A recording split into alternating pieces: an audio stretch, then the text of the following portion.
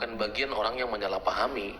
Jadi bro katakan untuk apa gitu. Tapi kita tahu orang-orang yang menyalahpahami itu ada dan melakukan itu secara masif.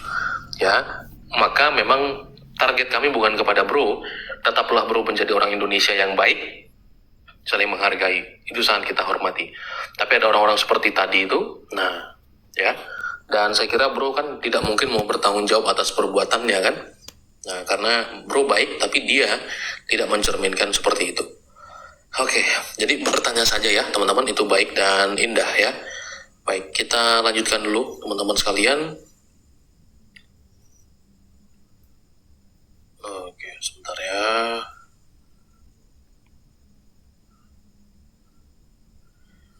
Ya, shalom-shalom untuk kita semuanya. Oke, selamat malam Pram. Halo.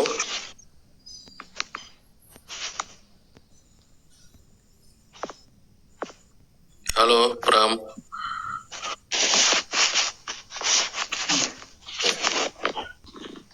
Halo, Pram.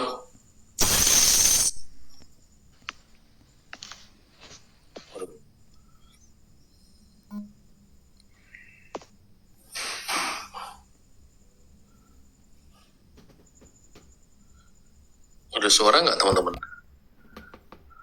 Jadi YouTube mau katanya. YouTube oke. Masalah katanya tuh ada masalah. Tadi memang. Oh. Oke. Kenapa dia jeda itu loh, Bram? Oke, kita turunin ya. Bram. Oke. Ya, teman-teman yang lain masih mau request, saya persilakan ya, rekan-rekan.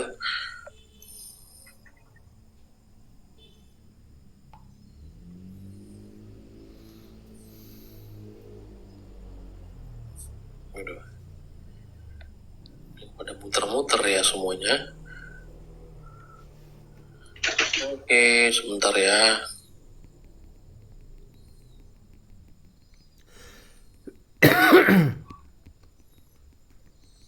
Ya, halo JK. Selamat malam. Ya, selamat malam. Apakah suara saya terdengar jelas?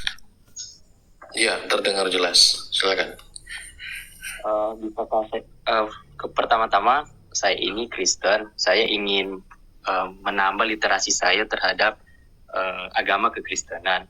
Pertama saya mau bertanya mengenai dalam kekristenan kan itu besar. Ada Kristen Katolik, ada Kristen Protestan, dan juga Kristen Ortodoks. Dalam kekristenan ini kebanyakan ada tata cara peribadatan yang berbeda-beda.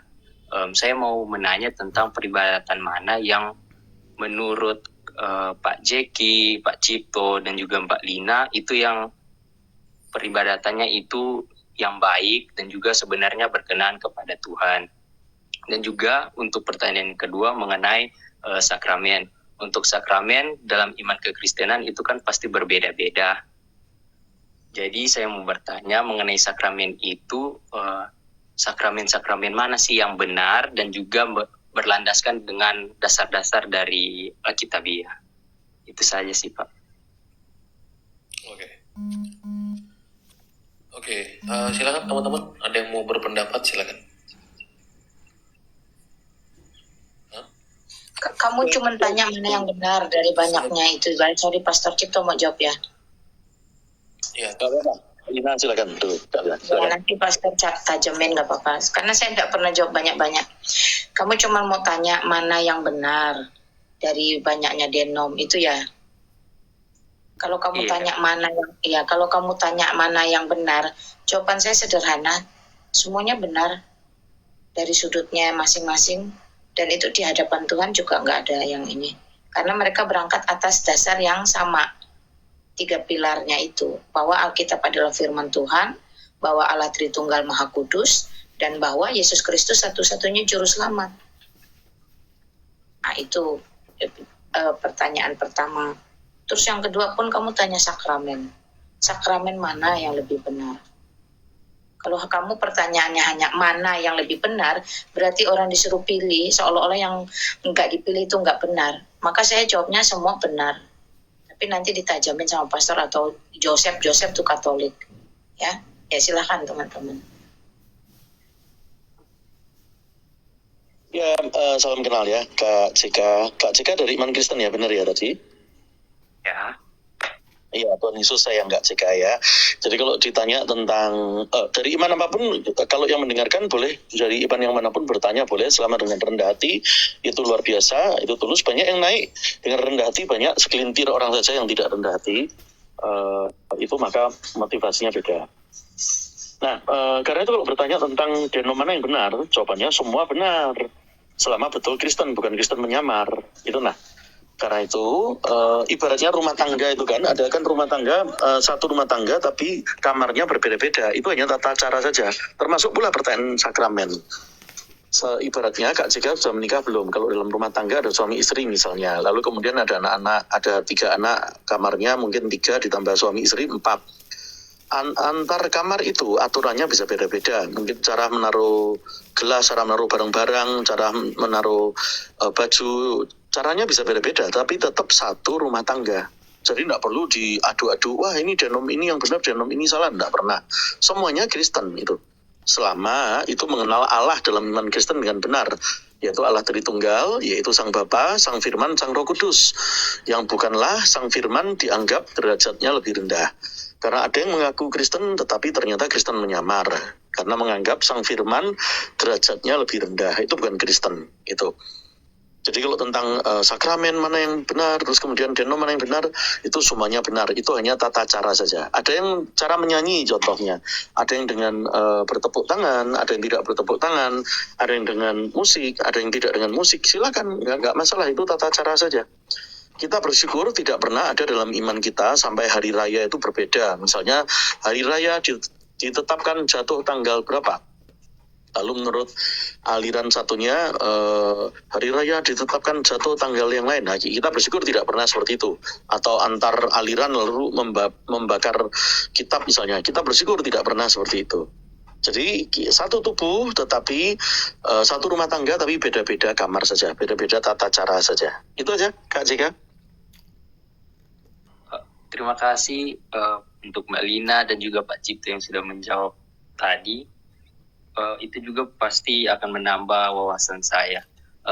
Sebelum itu saya juga mau menanyakan satu lagi, apakah boleh? Ya, satu lagi boleh, silakan bro. Ini tadi dikatakan Pak Joseph itu kan dia beraliran agama Kristen Katolik. Ini yang saya mau tanya, ada kan beberapa agama kekristenan Protestan tidak mempercayai tradisi, tapi kan untuk iman Katolik mereka berpegang teguh kebanyakan di tradisi. Apa yang membuat antara Protestan dan Katolik ini berbeda? Yang satu tidak percaya tradisi, yang satu mempercayainya. Oke, tapi kamu paham nggak arti kata tradisi itu apa? Tradisi itu artinya pengajaran yang diteruskan. Alkitab itu bagian dari tradisi loh, tradisi tertulis. Masa ya kita mau mengecap saudara komunitas gerejawi teman-teman dari Protestan itu kita anggap mereka nggak percaya tradisi terus kita bidatkan? Enggak lah. Mereka saudara seiman kita, bagi saya yang Katolik. Saya tidak pernah menganggap, oh dasar lu Protestan begini-begini. Enggak. Saya menganggap mereka saudara.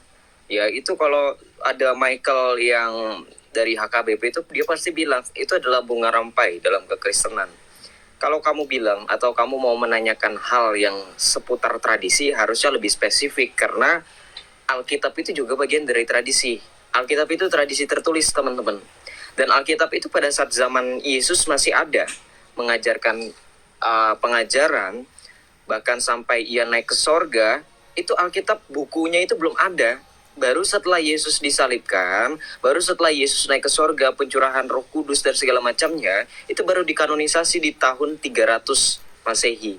Artinya bahwa selama itu pula jemaat Kristen jemaat Kristen mula-mula itu menerima tradisi yang secara lisan. Dan Alkitab itu termasuk dalam tradisi secara tertulis.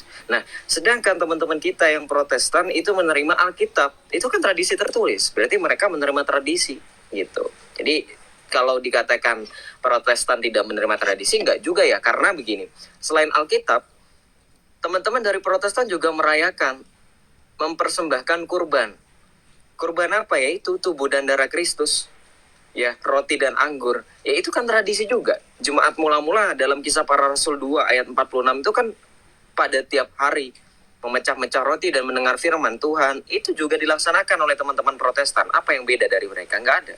Gitu. Kita satu tubuh dalam Kristus. Kristus adalah kepala, ya sudah.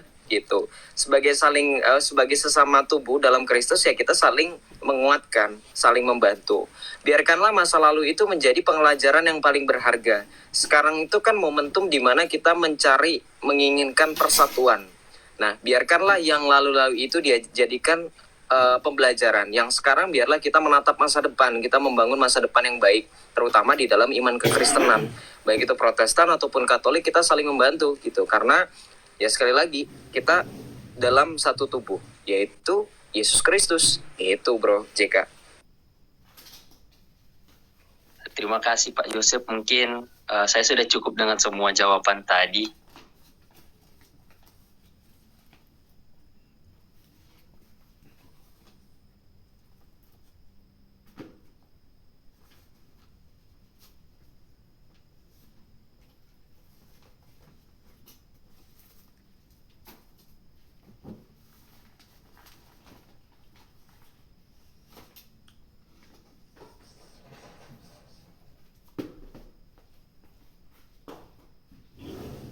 Ceki, monitor kah? Ceki? Oh, sudah ada ini. Monitor, Pastor. Ya, silakan Bang Abdullah. Salam. Salam. Silakan teman-teman. Ya, sambil bikin minum ya. Lanjut. Silakan Bang Abdullah. Gini Bang, saya mau bertanya ini. Silakan. Yesus itu matinya itu di salib itu kan karena untuk menebus dosa manusia yang akan lahir gitu Bang ya.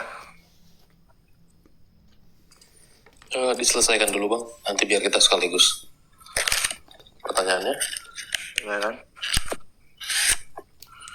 Jadi bukankah kelihatannya lebih kelihatan kejam gitu ya, bukan terlihat kejam Bang ya, Tuhan harus membunuh orang yang tidak bersalah untuk menebus dosa gitu kan.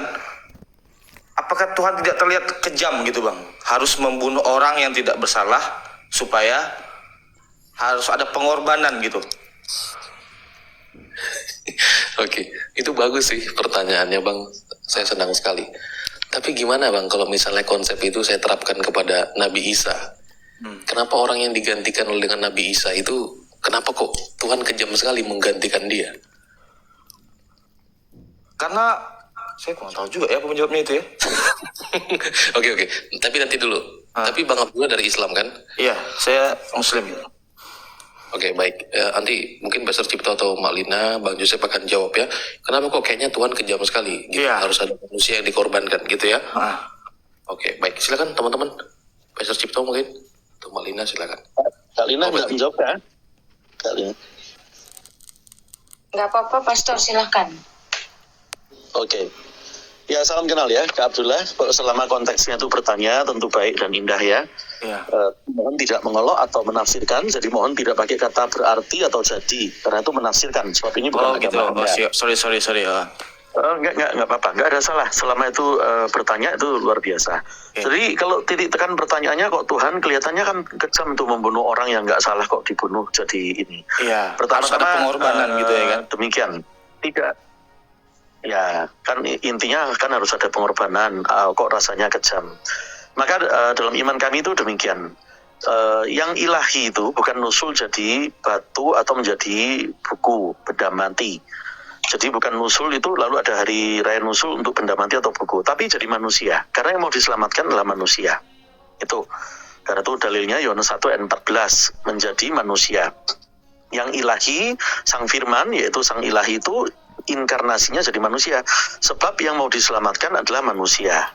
Itu Kak Abdullah. Lalu kalau bertanya, tapi kenapa kok pakai acara diwafatkan atau dibunuh?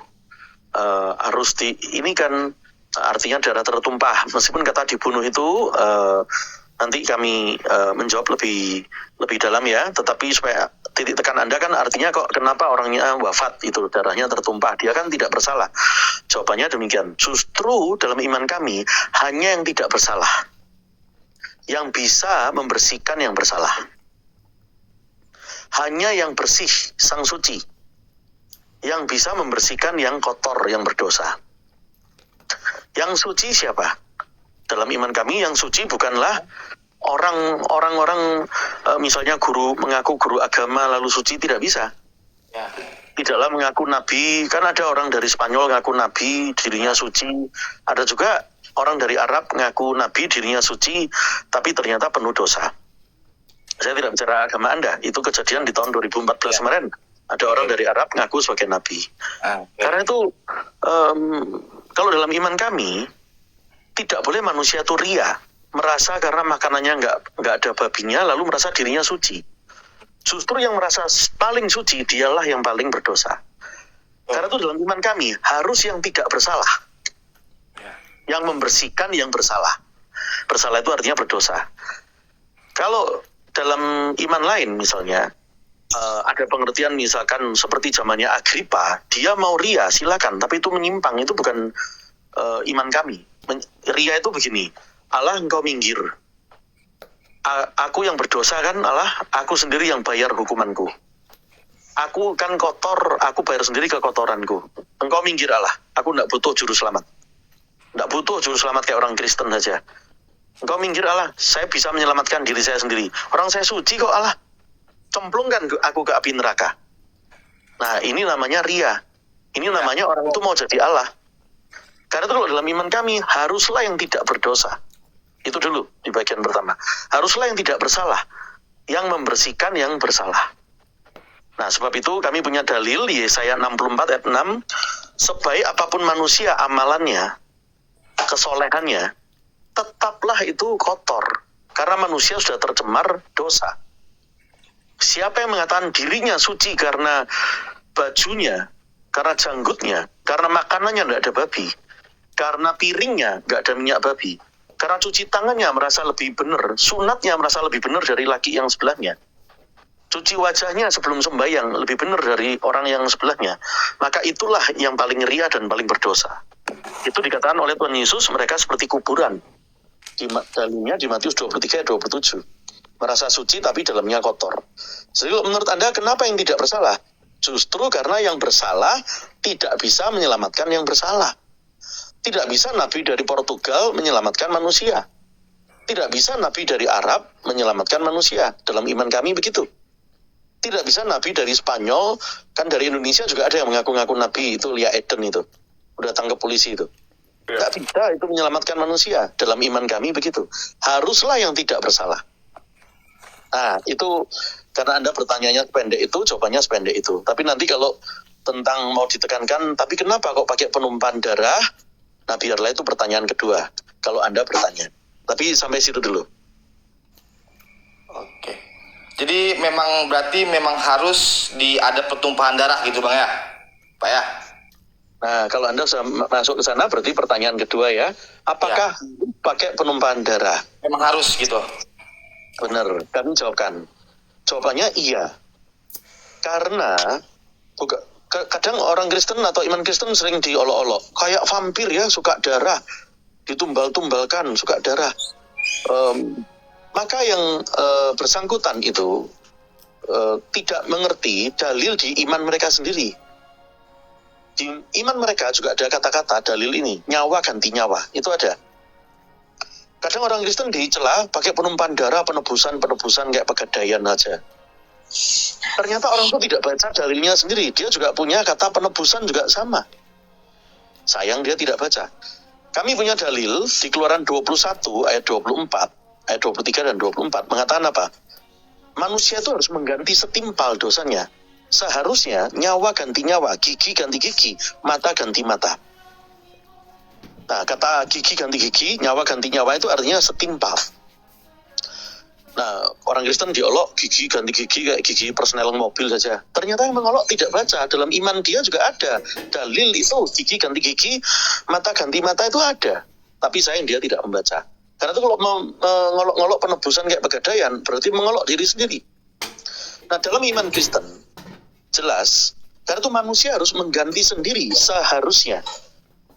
Karena itu kalau mengganti hukuman dosa, Allah kan sudah memberikan.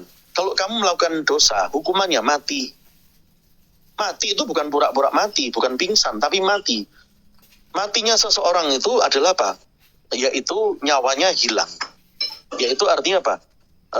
Bukan diukur dari sekedar jantungnya berhenti, kalau medis itu. Tetapi nyawa manusia dikatakan apa? Ada dalam darahnya. Itu Imamat 17 ayat 11. Karena itu dikatakan hukuman itu adalah kematian kekal. Kematian badani dan kematian kekal. Seharusnya begitu. Karena itu dikatakan juga tanpa penumpahan darah tidak ada penebusan. Tuhan Yesus mengatakan di Matius 26, nyawaku untuk menjadi penebusan, untuk pengampunan bagi banyak orang yang percaya. Sebab itu kalau disebut, kenapa kok pakai darah? Karena seharusnya kita yang mati masing-masing, kekal. Seharusnya kalau tidak ada acara Tuhan Yesus untuk nusul menjadi manusia, kalau tidak ada acara itu, semua manusia harus di-laundry mati masing-masing di api neraka. Nah, untunglah iman kami tidak seperti itu. Allah kami itu kasih, tidak kejam. Justru kalau yang kejam, kalau Anda tadi kan sempat bertanya, kok Tuhan rasanya kejam? Dalam iman Kristen tidak kejam. Justru yang kejam itu Allah yang mencemplungkan umatnya ke dalam api neraka kekal untuk di-laundry. Nah, karena itulah dalam iman kami tidak seperti itu. Penumpahan darah terjadi karena seharusnya kami sendiri yang mati masing-masing. Itu. Tuhan Yesus wafat sebagai manusia karena ia sepenuhnya manusia dan ia sepenuhnya adalah Allah. Bukan sembarang manusia. Kalau zaman Nebukadnezar, dia mempercayai ada batu bukan sembarang batu. Misal kalau dia tampil ngomong gini, saudara-saudara, ini batu bukan sembarang batu. Batu ini bisa menggugurkan dosa, misalnya begitu. Bisa menyerap dosa, menghapus dosa, bisa jadi hitam warnanya. Padahal kalau dalam iman kami yang bisa menghapus dosa hanyalah Allah. Berarti kalau ada batu bisa menggugurkan dosa,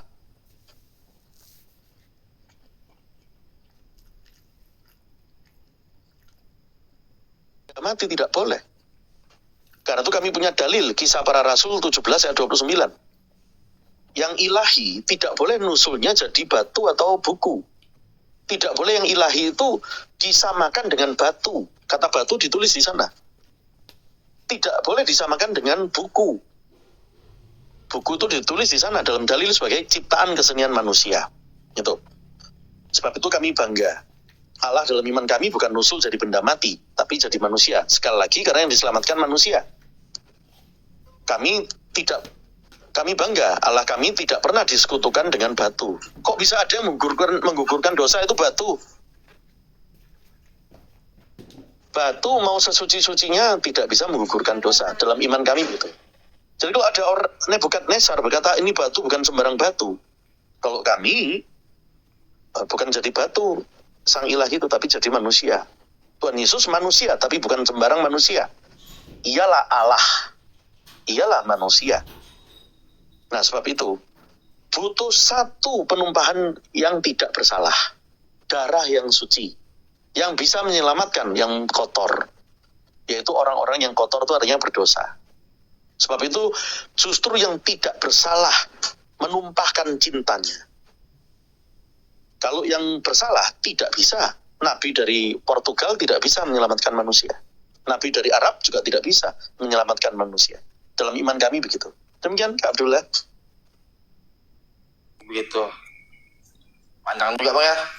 Jadi gini Bang, tadi kan aku boleh bertanya lagi Bang ya. Masih ada sedikit lagi nih Bang yang belum pas nih, yang belum dapat jawabannya. Masih boleh bertanya? Boleh. Dipersilakan Kak. Jadi tadi kan gini Bang ya, berarti kan Yesus itu kan dia kan meninggal kan untuk menebus dosa kita. Jadi anak-anak yang baru lahir tuh udah berdosa juga ya Bang, harus dia ibarat tuh menerima Yesus sebagai untuk apa? Nerima Yesus sebagai apa namanya? Doa ya. Orang yang untuk mengampuni dosanya pernah juru selamat ya? Mengerti. Kira-kira pertanyaan ketiga mengerti. Kan kami sudah ibaratnya gitu Bang. Paham lah maksud saya. Tidak apa-apa. Selama bertanya Berarti anak itu baik udah lahir berdosa ya gitu Bang? Ya, titik tekan pertanyaannya, apakah dalam iman Kristen kalau bayi baru lahir itu berdosa? Itu tadi. Ini jawabannya.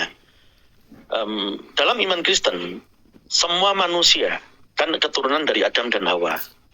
Adam dan Hawa sebagai manusia pertama itu dirancang tidak untuk mati. Dalilnya di Kejadian 1 ayat 26-27. Karena mati buat apa?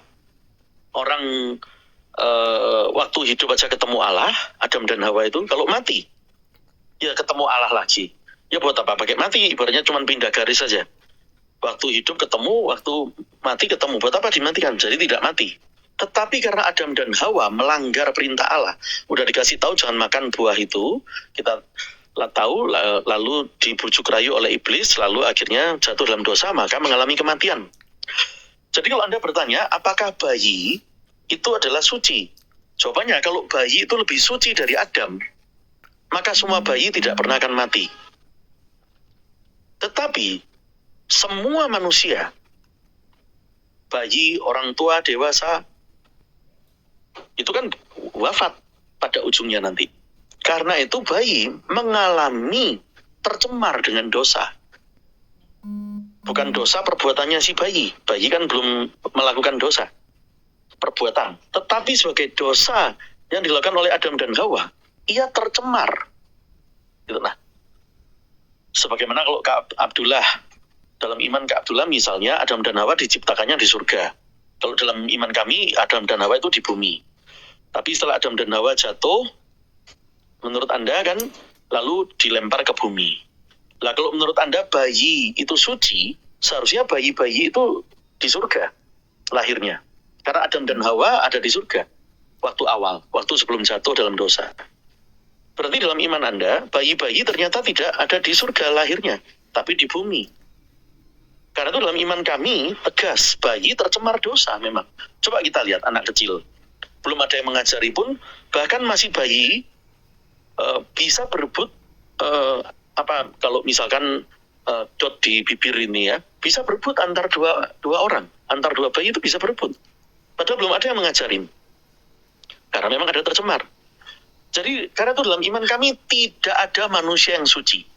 Mau guru agama, mau nabi dari Spanyol, mau nabi dari Arab, dari manapun tidak ada yang suci, kecuali Sang Allah sendiri. Bayi pun tidak suci.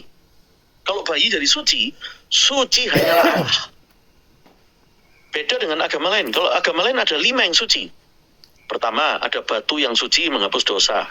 Itu Nebukadnezar. Kedua, ada nabinya juga suci. Itu Agripa merasa dirinya suci. Lalu ketiga, bayi dianggap suci. Banyak sekali yang suci. Berarti kalau suci semua itu berarti jadi Allah semua. Ada batu yang suci, ada nabi yang suci, lalu ada bayi-bayi yang suci, lalu ada Allah yang suci. Kok 4 yang suci? Belum lagi ditambah ada orang dewasa yang merasa dirinya adil dan suci, sehingga boleh beristri 4 atau 10 atau 13. Caligula melakukan itu. Allah, aku ini suci, aku ini adil, jadi berhak beristri 4. Bukankah itu sindiran untuk Caligula mestinya? Kalau dia mau tafsirkan gini, kalau kamu adil, kamu boleh menikah 4 kali. Kalau kamu merasa adil. Padahal adil kan milik Allah. Itu kan Allah menegur mestinya. Itu memang teguran. Tetapi Caligula ngawur. Dia merasa apa? Memang benar aku ini suci. GR dia. Aku suci. Ya udah aku boleh menikah 4 kali. Nah ini berarti yang suci kok banyak. Ada bayi suci. Bayi-bayi dianggap suci.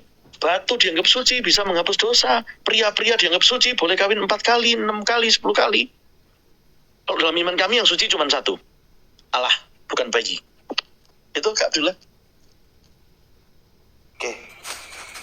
masih boleh bertanya lagi ya bang, dari kesambungan dari pertanyaan tadi bang.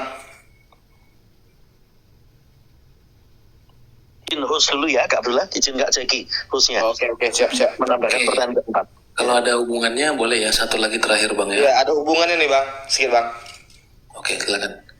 Jadi kan misalnya bayi baru lahir nih bang, habis itu dia agak sebulan 2 bulan lahir meninggal, jadi itu dia langsung dilempar ke neraka ya bang, karena kan dia berdosa. Ini jawabannya. Gimana bang? Tolong bang ya jawabannya. Dia belum, anggap aja dia baru 1 hari, ibaratnya gitu, belum ngapa-ngapain kan? Apakah dilempar ke neraka? Kami punya dalil itu di Yeskiel 9 ayat 7, yaitu dilihat dia adalah dari orang tua. Waktu itu dikatakan kalau dari orang tua yang itu ria, meninggikan dirinya, perbuatan amal pahalanya bisa lebih tinggi daripada Allah, ya itu artinya bisa membuat dia membayar hukuman dosa. Maka bayi-bayi dari orang-orang yang ria dilempar ke neraka. Itu Kak Abdullah jawabannya. Gitu. Oke.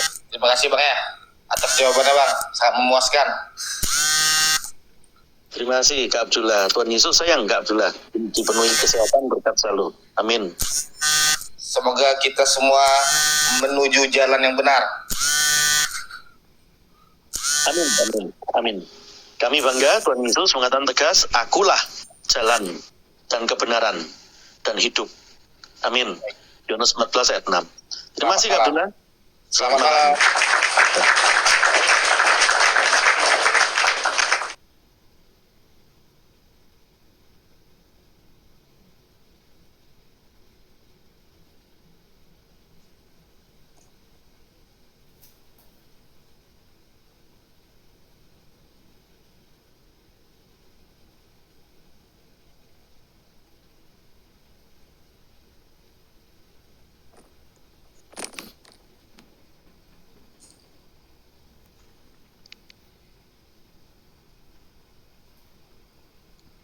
Belum ada yang naik, ayo naik.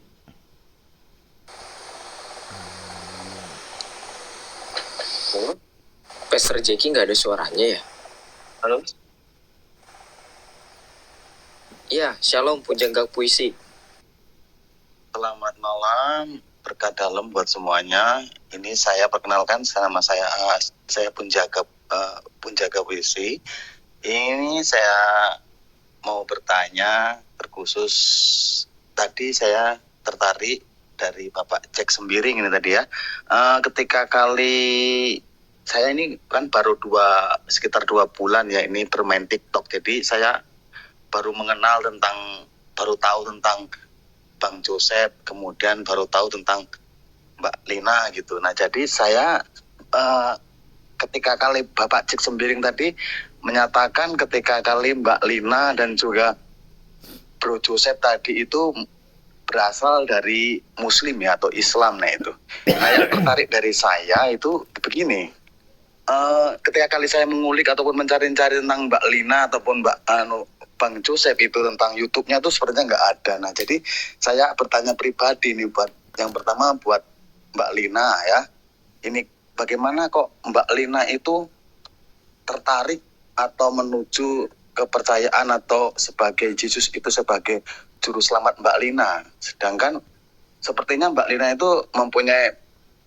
kecerdasan atau berpikiran yang bagus itu, ataukah dari pembelajaran dari ayat suci yang dahulu atau bagaimana? Nah itu saya ingin penjelasan dari Mbak Lina dulu gitu. Setelah itu Bro Joseph itu sebenarnya saya tertarik dari hal ini tadi, dari Bang Sembiring tadi kan mengatakan kalau mereka berdua itu dari Muslim. Silakan.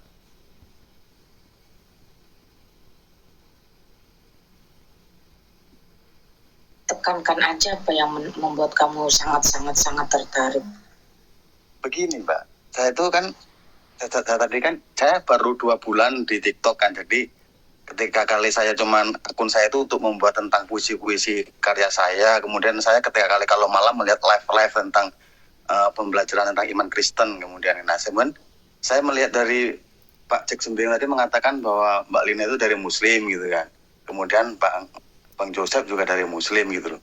Nah saya pertanyakan, sepertinya Mbak Lina itu kecerdasannya bagus dalam berpikir gitu loh. Kok bisa pindah dari Muslim ke Kristen gitu? Apa maksudnya kesaksiannya dulu bagaimana gitu loh, Mbak? Bagus ya, menarik ya. Kayaknya cerdas kenapa keluar dari Muslim. Ya, karena di dalam, kalau pertanyaannya mengarah ke situ, saya jawabnya juga ini Al-Qur'aniyah ya. Karena memang di dalam Muslim, dalam Islam, wanita otaknya nggak dianggap, dibilang separuh. Jadi mubazir dong, kecerdasan saya yang diciptakan Allah itu tidak tergunakan dengan baik, tidak terakomodir juga dengan sempurna di akidah lama. Itu aja sih kalau kamu mengarah kepada kecerdasan. Ya kan orang dalam keislaman tidak bisa tidak, kalian harus akui memang wanita di sana kan agak rendah martabatnya, tidak disamakan dengan laki-laki. Jadi Allah di akidah saya yang lama itu pilih kasih berdasarkan gender. Padahal Allah itu sejatinya kalau benar-benar Allah, saya enggak tahu lah dulu akidah manapun dulu saya enggak mau tahu. Cuman saya waktu itu tuntut Allah begini, Allah kalau kau benar Allah, kenapa gender ini malah menjadi masalah? Kalau gender jadi masalah, jangan jadikan saya perempuan dong, jadikan saya laki-laki. Nah itu mungkin salah satu kecerdasan saya berperkara dengan Allah yang salah. Sampai akhirnya saya bertemu dengan Allah yang benar. Allah yang ketika dia menciptakan manusia, dalam Kejadian 1 ayat 26, 27, 28 itu jelas bahwa yang namanya manusia itu laki-laki dan perempuan, diciptakan seturut serupa segambar dengan Allah. Ya, jadi tujuannya sama, untuk menguasai bumi. Di situ hanya saja Allah itu membuat yang namanya ordo. Jadi berurutan, beraturan. Urutan itu tujuannya untuk beraturan biar tertib. Itu sebab Adam dulu baru Hawa. Itu ordo aja, belajar ordo. Tapi masalah martabat, masalah, jadi intinya human value-nya itu justru ada di Allah yang benar. Allah yang benar ada di mana? Ada di dalam kekristenan. Di luar kekristenan dengan akidah lama saya, Allahnya saya anggap nggak benar karena merendahkan saya berdasarkan gender.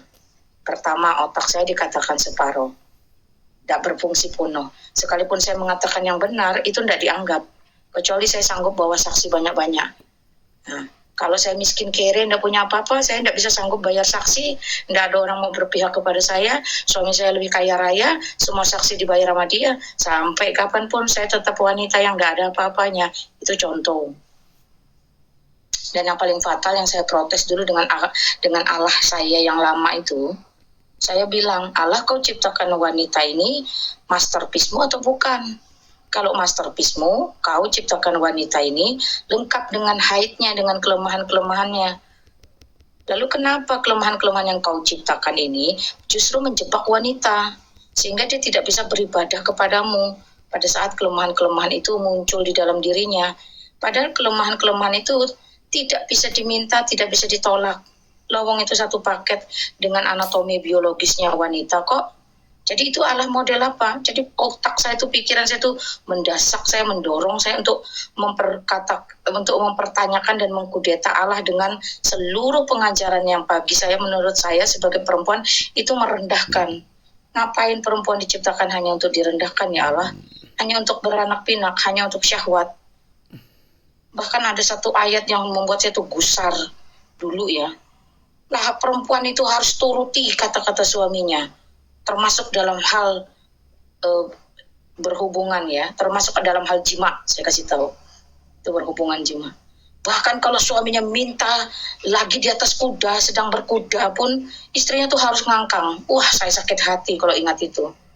Dalam kereta, dalam mana, jadi saya menganggap, ini kok rendah banget sih Allah. Benar-benar teman-teman mohon maaf ya, ini kesaksian saya, ini pengalaman pribadi saya.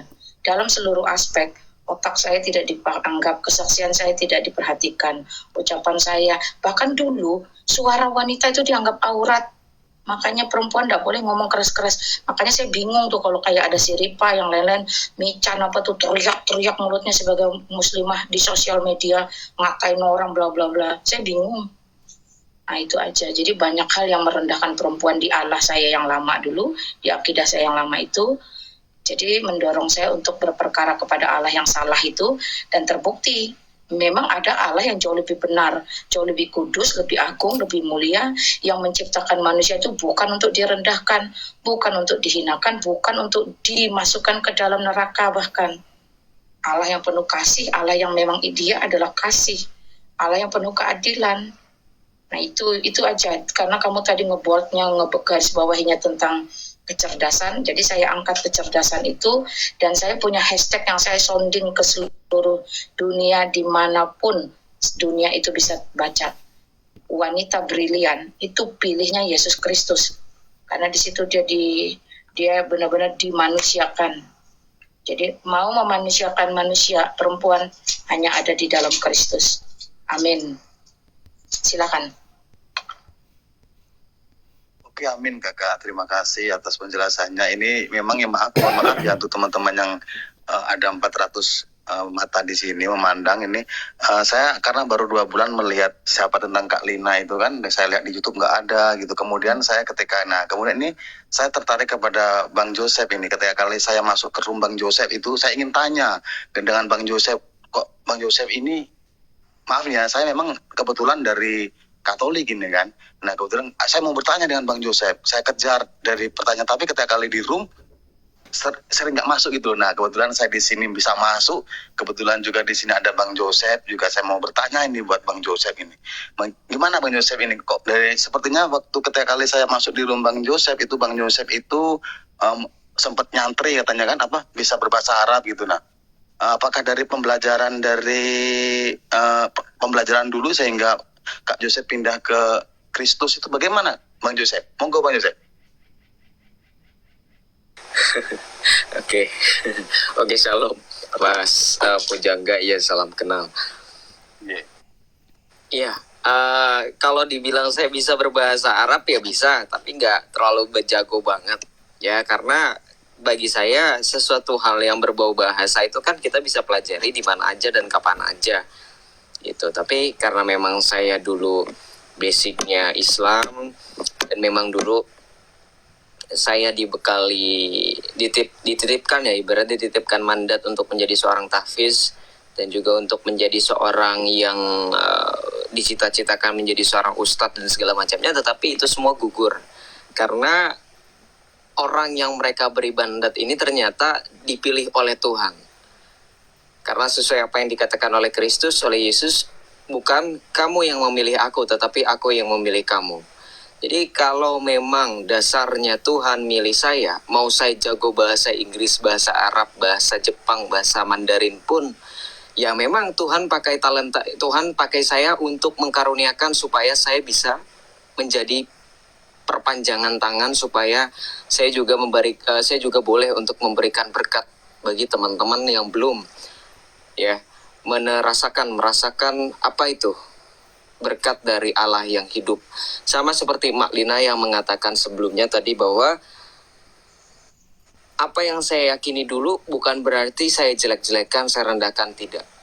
Kalau Kak Pujangga kan tadi bilang pernah nonton dan juga sempat request, ya mohon maaf kalau nggak sempat saya naikkan, tapi emang benar tuh ya. Saya itu kadang kalau naikkan orang, teman-teman, kalau saya nggak selektif itu kadang saya naikin Islam yang agak ngaco pemikirannya, bahkan terkesan menghujat. Jadi saya nggak mau, makanya saya itu kadang suka selektif gitu. Jadi bukan bersifat eksklusif, enggak. Jadi mohon maaf ya teman-teman ya kalau di sini ada yang request. Kadang juga saya nggak fokus sama penonton juga sih gitu. Nah jadi apa yang saya yakini selama ini, bahwa Allah itu hidup, Allah itu maha adil ya. Kemahaadilan Allah itu bukan Allah yang inkonsisten, di mana dalam setiap berfirman tentang segala sesuatu itu dibuktikan bahwa terjadi penggenapan. Nah itu sebabnya, makanya kalau saya menjelaskan tentang bagaimana Yesus firman Allah dikatakan adalah Tuhan dan Allah, itu saya lebih suka, karena buktinya itu ada 1001 bukti di dalam Alkitab yang mengatakan bahwa Yesus adalah Mesias yang telah dinubuatkan gitu. Karena di dalam agama saya yang dulu itu nggak kenal adanya nubuatan, nggak kenal adanya penggenapan atas nubuatan. Oleh sebab itu kalau saya seringkali bertanya balik, mereka itu kelabakan dengan bagaimana cara menjawab. Mereka hanya berpegang kepada tafsir dan mentok-mentok hadis.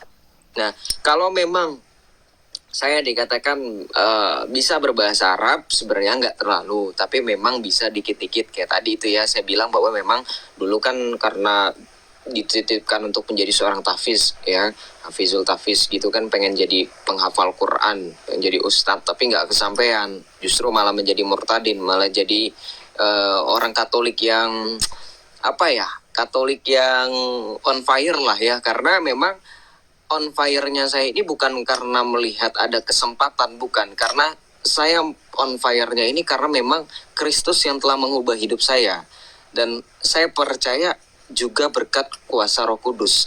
Karena apa yang terjadi teman-teman, apa yang terjadi di hidup saya itu adalah berkat dari doa seorang Kristen dulu yang saya hina, yang saya hujat. Nah, doa beliau itu ternyata bekerja di dalam hidup saya. Oleh sebab itu saya katakan bahwa kita nggak perlu adu jotos sebenarnya sama Sarasen atau RT6 ini untuk membuktikan bahwa Yesus adalah Tuhan. Cukup berdoa supaya kuasa Roh Kudus bekerja untuk mengubah hidup mereka. Satu persatu itu akan dibuktikan doa kalian. Contohnya saya itu nggak pernah sama sekali ada mimpi untuk supaya saya mencintai Yesus, nggak. 180 derajat dulu saya itu membenci Yesus begitunya.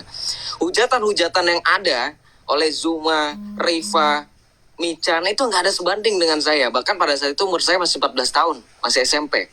Wah, cacian saya itu kalau misalkan berhadapan sama orang Kristen. Wah, udah membabi buta itu. Lihat coba Riva, Zuma, Michan, itu saya tantang, berani nggak kira-kira open gitu live? Mereka nunjukin di live, mereka lagi di publik, di tempat terbuka umum gitu, mereka temuin aja orang Kristen di situ, mereka kata-katain, berani nggak? Saya pernah ada di situasi seperti itu dan saya tidak takut. Saya bawa diri saya sendiri. Oleh sebab itu, apa yang terjadi sekarang, saya lihat orang Islam itu hanya mental sosmed, mental kerupuk. Karena nggak seperti saya. Oleh sebab itu saya katakan bahwa kamu hanya sebatas membenci lewat media sosial, pakai akun bodong lagi, akun fake lagi. Dulu saya menghadapi orang Kristen, dulu waktu saya lagi di Islam itu taat muka dengan muka, mata dengan mata, mulut dengan mulut. Saya debat itu waktu SMP itu, mulai saya debat itu berkat Dr. Zakir Naik, dokter lagi ya, Zakir Naik dan gurunya Ahmad Dedat. Itu tontonan saya dari SMP, itu bekal saya waktu debat sama Kristen dulu. Dan itu yang mengubah hidup saya. Makanya saya bilang sebatas Zuma dan kawan-kawan, itu saya yakin Roh Kudus akan bekerja. Makanya saya bilang bahwa kalau saya dibandingkan dengan mereka, jujur, nggak levelnya gimana? Ya, ngehujat cuma berani di private, coba berani di public. Saya berani taruhan. Berani nggak kira-kira di stasiun, di mall gitu, nemuin orang Kristen, dasar lu oten penyembah dewa Molok. Saya kasih jempol, 4 jempol saya naik buat mereka. Nggak bakal berani. Saya yakin juga kroco-kroconya ini, mental-mental Islam yang kerupuk ini, menghina depan publik. Saya nggak yakin. Karena apa? Mereka mencari rezeki itu di mana? Tempat perusahaan mereka bekerja itu kebanyakan orang Kristen. Kebanyakan loh ya, saya bilang. Makanya saya bilang begini loh. Dalam rangka untuk menjaga kerukunan bersama, saya bilang, kita nggak perlu lah menghujat. Diskusi aja, tanya jawab santai. Pastor Jeki, Pastor Cipto, Mak Lina, saya itu meskipun saya dan Mak Lina dikenal sebagai murtadin dan sebagai macamnya, saya itu akan rendah hati dengan orang yang rendah hati. Saya justru akan lebih rendah hati. Saya akan lebih sopan dengan orang yang sopan. Saya akan lebih baik daripada orang yang baik. Oleh sebab itu, kalau posisinya dibalik, ada orang yang keras kepala, saya lebih keras kepala. Tapi keras kepalanya saya, keras kepala yang supaya orang itu menjadi berubah. Gitu. Karena kalau Mas Pujangga lihat di live saya itu ya, bukannya saya sombong, tapi banyak orang yang heran, kok bisa sih Joseph, itu kan akun itu kan kalau di live kan suka teriak-teriak, tapi kok di live kamu kok orang itu lembut. Karena mereka tahu saya itu gak bakalan bisa terpancing oleh hujatan mereka. Saya justru akan membalas hujatan mereka dengan bagaimana caranya supaya mendiamkan mereka gitu. Karena saya bilang sekali lagi bahwa ketika kita mewartakan Injil, bukan hanya mulut kita yang berbicara, tetapi kuasa Roh Kudus yang bekerja. Saya yakin itu. Maka dari itu saya ajak teman-teman, ayo, daripada kita balas hujatan, lebih baik kita berdoa. Karena Yakobus 5 ayat 16, doa orang yang benar bila didoakan sangat besar kuasanya. Itu yang harus kita tahu. Dan kita harus yakin, ya, kuasa Tuhan, waktu Tuhan itu pasti akan terjadi. Dan pasti akan dilaksanakan dengan sendirinya, gitu. Saya disclaimer ya teman-teman ya, untuk ada salah paham. Karena ini di-sharekan juga di YouTube. Tadi kan ngebol ke saya tentang kecerdasan. Saya tidak mengklaim bahwa diri saya cerdas. Tapi setidaknya minimal saya ada keberhargaan sebagai wanita. Ya, yaitu tadi human value-nya ada. Nilai sebagai manusianya ada. Itu jadi tidak berbicara tentang semata-mata kecerdasan, karena kecerdasan itu relatif. Ada orang yang mau mengasahnya sehingga menjadi tajam, ada orang yang membiarkannya begitu saja, dan ada orang yang memang tidak mau menggunakannya sehingga menjadi tumpul. Itu dulu. Tapi keberhargaan sebagai manusia itu jelas, dan yang pasti keselamatan itu memang saya bisa dapatkan pengharapan hanya di dalam Kristus. Karena di dalam akidah lama saya itu, sebaik apapun saya berbuat di dunia ini, belum tentu mendapatkan keselamatan, tapi sepertiga penghuni neraka itu sudah dipastikan adalah wanita. Nah, itu yang juga membuat saya sedih. Apapun yang saya kerjakan itu istilahnya surganya belum tentu, nerakanya sudah pasti. Nah, itu menekan pikiran ya teman, itu menjajah psikis, itu penjajahan psikis yang paling kejam. Itu tidak bisa tidak, silahkan kalian teman-teman di luar akui atau berpikirlah tentang hal itu. Tapi di dalam Kristus itu ada kemerdekaan. Kemerdekaan yang semerdeka-merdekanya, dalam arti dosa sekalipun tidak mampu menekan kita. Jadi bahkan kita mendapatkan pengharapan itu benar-benar di luar apa yang kita bisa bayangkan. Nah, ini sesuatu yang tentu saja tidak bisa didapat di mana-mana selain di dalam Kristus. Itu sudah saya buktikan dalam arti selama masa pengembaraan dan masa saya belajar, saya menemui banyak hal jawaban. Benarkah pengharapan ini? Benarkah pengharapan ini? Benarkah pengharapan ini? Dan benarkah kemerdekaan ini? Ternyata memang benar-benar teman-teman. Contoh aja ya, paling gampang deh. Kemerdekaan itu seperti apa? Menjadi milik Kristus, kita diberi kuasa untuk mampu berkata tidak kepada iblis. Ada kemampuan itu. Dulu tidak ada kemampuan itu. Segetol-getolnya teman-teman polemikus, termasuk Riva, meminta saya untuk berdiskusi atau apalah istilah mereka di ruang publik, sosial media, saya mengatakan tidak. Kenapa? Ya seperti kata Yosef itu, kami ini dulu lebih parah. Kami ini orang-orang lapangan. Orang-orang yang kalau mulut kalah, tangan bicara. Kasarnya seperti itu dulu. Ya, itu kita tidak bisa mengelak. Karena itu tadi, tidak ada kemerdekaan, benar-benar menjadi hamba dosa. Nah, di dalam Kristus, kemerdekaan itu nyata adanya. Sehebat apapun ajakan itu, berbayar apapun, kita bisa berkata, no, thank you. Nah, itu salah satu kemerdekaan yang tidak pernah terbayangkan bagi saya dulu. Jadi kalau dulu istilahnya senggol bacok, ini enggak. Lu mau ngomong apa aja saya enggak masalah. Selama bukan menghujat Yesus Kristus. Kamu katain saya dulu pernah kok katain orang lebih parah. Nah, itu ya teman-teman, jadi kemerdekaan itu sebagai wanita, keberhargaan sebagai manusia, itu di dalam Alkitab benar-benar termaktub dengan jelas. Nah, itu menjadi satu sukacita yang tidak bisa terlukiskan dengan apapun. Itu dari saya. Thank you ya. Thank you untuk pertanyaan.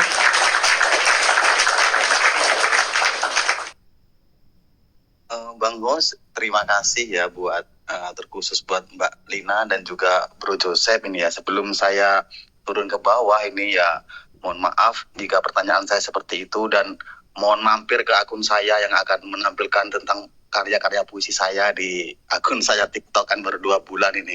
Nah, sebelum saya turun ini, mohon maaf ini terkhusus buat Bro Joseph ini. Begini Bro Joseph ini ya, ketika kali Bro Joseph itu mengenal Yesus Kristus, pelapon dari Bro Joseph itu kan dari Katolik gitu kan. Nah, itu bagaimana kok Bro Joseph itu ke Katolik gitu? Mohon maaf nih ya, bukan berarti saya itu juga dari Katolik. Apakah dulu ketika kali Bro Joseph dari Muslim ke mengenal Yesus itu, apakah ada saudara dari pastor atau mungkin dari keuskupan atau gimana Bro? Itu saya mohon maaf ini Bro ya, bukan berarti mendiskriminasikan yang lain gitu. Bagaimana kok sampai di situ gitu, di Katolik gitu? Mohon maaf ini Bro. Nggak ada. Dulu zaman saya dulu SMP itu, ketika saya mencari Yesus itu, saya mampir ke, kalau bisa saya katakan 10 gereja lebih itu, HKBP, GKI. Itu saya datengin satu-satu, AKBP, GKI, terus GPIB, terus GBI juga ya, GBI, terus sebelum ke Katolik ya, itu Terus kemana lagi ya? Bentar. Oh, GBKP itu karena kan dulu kebetulan SMP sekolah di mana saya dulu belajar itu kebanyakan teman-teman yang Kristen itu ya teman-teman dari suku Batak ya, dari teman-teman dari orang Batak itu kan mereka kebanyakan gereja suku tuh HKBP, GBKP ya kan, bahkan ada yang gereja Toraja tuh teman-teman. Nah itu saya belajar gitu dan saya menerima semua pendapat dan masukan mereka. Tapi kenapa akhirnya saya jatuh hati dengan Katolik ya? Karena saya merasa bahwa ya ini kan pandangan pribadi ya teman-teman ya, mohon maaf ya teman-teman ya. Pandangan pribadi saya bahwa dulu karena di dalam Islam itu kan saya melihat bahwa saya belajar banyak sejarah kan tuh ya. Dari mulai peperangan Badar, saya juga suka dengan sejarah-sejarah yang disandingkan dengan agama dan saya melihat sejarah itu ya kental di dalam gereja Katolik dan juga kebetulan karena saya itu kan mengambil waktu sebelum akhirnya saya dibaptis Desember kemarin itu kurang lebih 4-5 tahun. Nah itu saya pakai belajar untuk kekristenan. Jadi saya itu belajarnya ya sama teman-teman yang bahkan ada yang pendeta gitu, kakak kelas saya sekarang jadi pendeta di GPIB itu ada. Saya masih belajar tektokan sama dia sekarang. Terus kalau untuk Romo atau mungkin pastor tadi Mas yang bilang itu, Mas Pujangga bilang tuh sebenarnya saya nggak ada kenalan dari dulu deket itu nggak ada. Cuman memang ketika saya tertarik dalam gereja Katolik itu ya nggak tahu kenapa. Tapi bagi saya ya sebenarnya kekristenan itu kan berdiri di atas fundamental iman. Nah bagi saya yang tadi di awal itu kan sempat dibahas tentang Katolik, Protestan, dan Ortodoks. Bagi saya sama satu tubuh dalam Kristus. Tapi ya itu karena saya milih gereja Katolik tadi alasannya ya. Nah kemudian kalau memang lebih spesifik lagi itu apa ya, bagi saya itu ketika saya menerima Yesus itu kan dulu memang yang dulu di pandangan saya itu saya cuma kenal Yesus. Jadi saya sempat juga terjerumus kepada pemahaman Jesus only atau GO. Ya GO movement itu. Jadi saya nggak kenal siapa itu Allah Bapa dan Roh Kudus. Dan kebetulan saya itu belajar dan juga saya menerima pengajaran itu dari seorang frater. Ya, dari seorang frater yang ordonya itu ya ordo Fransiskan lah ya. Beliau itu menjelaskan Allah Tritunggal dengan baik dan kebetulan juga didampingi dengan seorang Romo yang dia itu studi Islamologi di Universitas Islam Negeri ya UIN. Dia kuliah studi perbandingan agama itu ya saya belajar Allah Tritunggal itu disandingkan dengan konsep tauhid, itu tauhid asma wa sifat dan yang ada di Islam itulah intinya ya. Nah itu saya belajari dan dari situ ya saya kenal Allah Tritunggal. Jadi perjalanan saya dibaptis dalam gereja, diterimakan di dalam Kristus itu ya memang panjang karena saya belajar dulu sebelum akhirnya kemudian sekarang saya menjadi salah satu prajurit ya, the warrior of God gitu. Karena bagi saya bagi saya pemberitaan untuk Kristus itu adalah segalanya. Karena memang kedepannya pun ketika mungkin nanti saya sudah punya anak, saya nanti akan meneruskan mandat kepada anak saya bahwa dimanapun kita berada kita harus bisa mengewartakan Injil sekecil apapun, sesingkat apapun, karena kita telah dimenangkan oleh Kristus dan dengan sukarela juga kita bagikan ya kemenangan yang telah diberikan oleh Kristus kepada kita dengan darah tebusan yang mahal yang tidak dapat digantikan dengan emas dan perak. Itu kita juga harus bagikan dengan percuma kepada orang-orang di sekitar. Oleh sebab itu saya suka kepada teman-teman yang bertanya tentang kesaksian, apalagi dari teman-teman Islam, karena saya selalu bilang ya, terakhir saya akan bilang begini, saya suka bilang kepada teman-teman Islam, saya nggak pernah memaksa Anda untuk meninggalkan Islam. Saya tidak pernah memaksa Anda untuk menyangkal Allah yang Anda percaya sekarang. Saya tidak pernah mengajak Anda untuk menyangkal Nabi yang Anda percaya sekarang. Tapi kalau Anda mulai ragu dengan apa yang Anda percayai sekarang, janganlah bimbang, janganlah sungkan untuk menerima satu-satunya yang berani mengatakan akulah jalan dan kebenaran dan hidup. Satu-satunya yang berani mengatakan akulah kebangkitan, akulah roti hidup, ya, dan seterusnya. Jangan pernah berani dari dia yang menyatakan itu. Karena satu-satunya yang berani hanyalah Yesus Kristus. Itu, ya. Thank you.